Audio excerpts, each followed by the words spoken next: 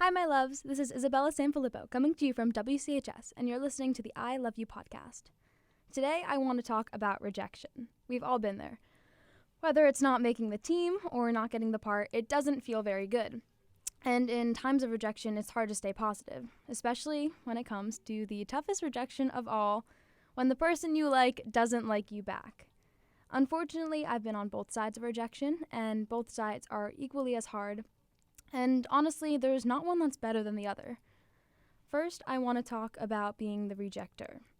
Rejecting someone is probably one of the hardest things I've ever had to do. I'm a very go-with-the-flow, yes over no type person, so I didn't really know what to do. What made the situation even worse was that we were friends, so obviously I didn't want to hurt his feelings because I care about him. But I also realized that I couldn't just ignore it. Ignoring it would be easy, but leading him on would just be the wrong thing to do. So, lucky for me, I had to be in my confrontational era. And when I talked to him about it, it didn't go so great. He called me all these awful things, yada yada yada. I'm not going to go into it. Happened a while ago, so I don't really remember all the details, but moral of the story is, it was not great. But what I learned from it was that he didn't actually care about me. And I've been thinking about this a lot lately, and I came to the realization that he didn't like me as a friend. Once the possibility of something romantic with me was out of the picture, he just completely stopped talking to me. Hold on, I thought you said this was a positivity podcast? And it is. Even though this topic seems sad, it can be positive. A similar situation happened, but this time the guy actually took it well. We're still really good friends, and he made me feel like an actual human being rather than just the object of someone's affection. And the difference between the two reactions really opened up my eyes and showed me that even though you're going to have bad experiences, it doesn't mean that history is going to repeat itself. The situation as a whole gave me a lot more faith.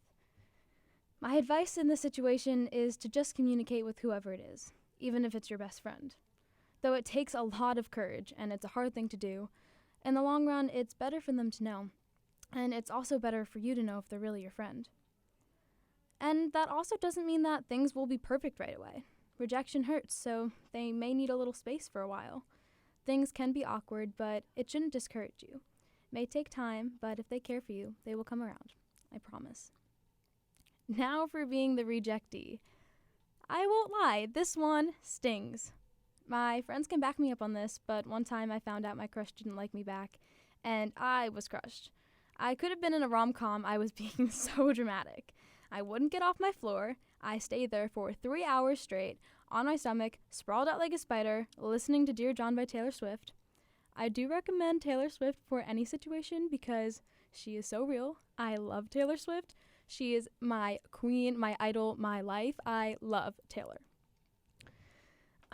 So all of my friends were on the phone with me, just totally freaking out and trying to stop the flood pouring from my eyes.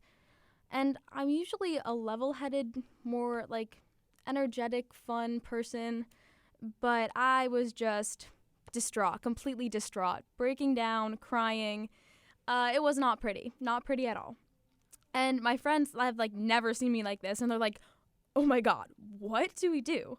And it sounded something like, "Izzy, you can't let him do this to you. There's nothing inside me anymore. He broke my heart.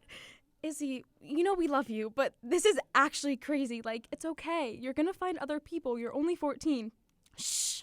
Don't say that. It'll only make it worse. Dear John." Oh my God, she's singing again. I don't know what to do. Kelly, what do we do? And scene. And even though I died for 3 hours, I had a good cry, and I realized, hold on, I'm free. All of the energy, the hours, the all-nighters pulled to get him to like me were over. People always say they wish there were more hours in a day, and I was granted that wish. Rejection was my genie, and I realized I shouldn't throw all of my free time on someone who just wanted to waste it. Moral of the story is, even though rejection absolutely sucks, it's a part of life. We all go through it, but we can choose to lay on our floor forever or learn from it. And who knows, maybe rejection will open the door for even better opportunities. It's all about having an open mind and making sure we prioritize ourselves over people who don't care as much as we do. You know, I had to work in Taylor Swift, so as Taylor says, putting other people first only works when you're in their top 5.